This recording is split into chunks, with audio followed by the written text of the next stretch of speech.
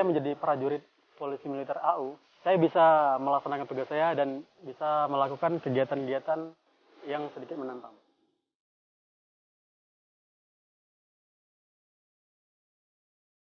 Kalau masalah yang dihadapi, yang pasti rindu sama anak ya. Karena polisi militer itu kan tugasnya salah satunya adalah sweeping, tapi sebagai tentara saya harus siap. Mental yang kesatria, militan, dan profesional dalam setiap menjalankan tugas dan fungsinya untuk mendukung tugas-tugas yang diberikan oleh TNI Angkatan Udara.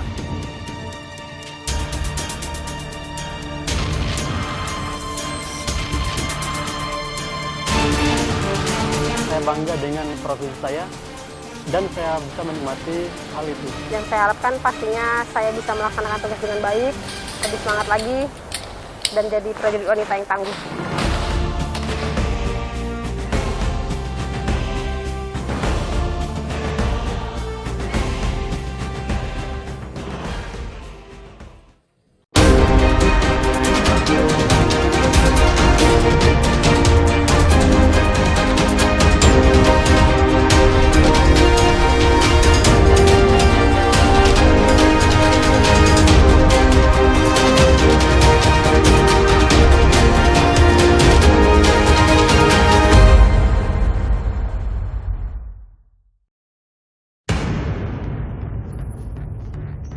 The Guardians of the Guardians adalah julukan yang pantas menggambarkan polisi militer TNI Angkatan Udara. Menegakkan keadilan, serta menjadi mata pengawas seluruh elemen TNI Angkatan Udara merupakan komitmen yang diemban oleh pasukan keamanan Angkatan Udara. Negara Kesatuan Republik Indonesia memiliki wilayah yang terbentang sangat luas.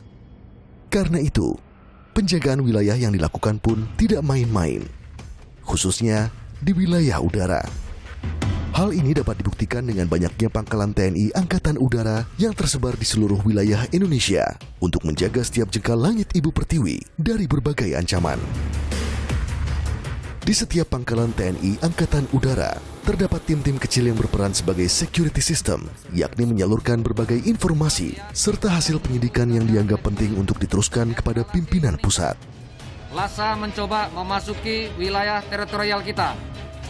Tingkat kewaspadaan saya naikkan menjadi siaga 1, waspada merah, siap tempur 1, laksanakan scramble. Tim inilah yang merupakan cikal bakal dari polisi militer Angkatan Udara saat ini. Prajurit-prajurit yang menjaga dan memastikan setiap landasan udara beserta seluruh komponen personel TNI Angkatan Udara tetap aman. Di episode cerita militer kali ini, secara khusus akan membahas polisi militer TNI Angkatan Udara Halim Perdana Kusuma. Satuan polisi militer yang menjadi barometer bagi seluruh satuan polisi militer Angkatan Udara di Indonesia. Sebagai polisi di Kesatuan Militer, Pom Halim tentunya memiliki tugas-tugas bagaimana layaknya sebuah satuan polisi militer. Pom AU, khususnya Pom Halim, memiliki tugas khusus yang lebih eksklusif, yaitu pengamanan fisik alutsista. Sebagaimana kita ketahui bahwa TNI AU tidak lepas dari eksistensi alat utama sistem senjata yang menjadi kekuatan utama dari matra udara. Alutsista ini merupakan aset yang sangat penting dalam rangka mensukseskan seluruh misi Angkatan Udara, dan disinilah peran utama polisi militer Angkatan Udara di Lanut Halim, kami yang menjaga para penjaga udara.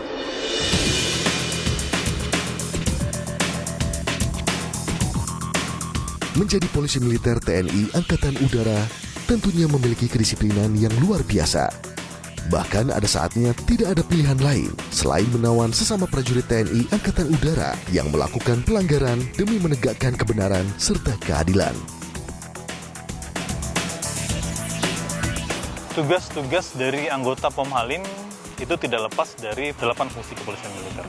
Tapi pada umumnya adalah pertama melaksanakan penyelidikan kriminal dan pengamanan fisik. Penyelidikan ini merupakan hal yang sangat pertama dan merupakan awal dari pengumpulan informasi untuk melaksanakan tugas-tugas selanjutnya. Dan selanjutnya kami melaksanakan penegakan hukum dan penegakan disiplin dan tata tertib militer. Sebagai seorang tentara tentunya kan tidak lepas dari disiplin yang tinggi, patuh terhadap aturan, dan kami di sini yang bertugas untuk menegakkan daripada ketertiban tersebut. khususnya di POM Halim, kita berada di ibu kota provinsi. Tindak pidana yang terjadi yang subjeknya personil militer dikatakan cukup tinggi intensitasnya, sehingga fungsi penyidikan yang ada di POM Halim itu sangat sering kita lakukan. Dan tugas-tugas lain seperti pengurusan tahanan militer, baik itu dalam keadaan normal ataupun apabila nanti terjadi dalam keadaan perang.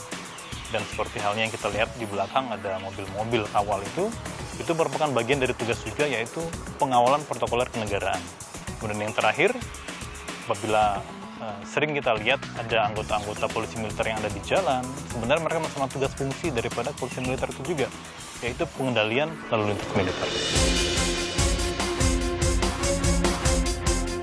Khusus untuk anggota POM Halim, kami memiliki wilayah tersendiri.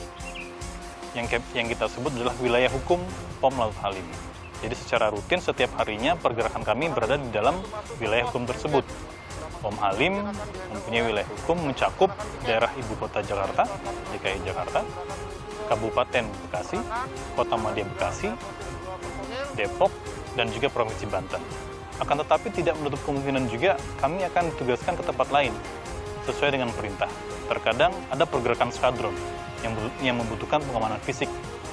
Itu bisa melibatkan satuan personilnya ataupun satuan satwa yang kami miliki. Bisa di luar Jawa sekalipun. Dan yang lebih jauh lagi, kami juga bisa terlibat dalam satuan misi perdamaian. Seperti hal yang sudah dilewatin, yang sudah ada sekarang di Libanon, di Kongo, Sudan. Polisi Militer Angkatan Udara, anggota POM Halim sebagai sub yang kecil bisa saja tergabung dalam misi tersebut, dan kita akan bergabung dengan polisi militer lain. Selain menjaga keamanan tanah air, prajurit polisi militer Angkatan Udara juga dipercaya untuk menjaga keamanan dunia. Dengan bergabung menjadi tim kontingen Garuda, Indonesia menjadi salah satu garda terdepan dalam misi perdamaian dunia.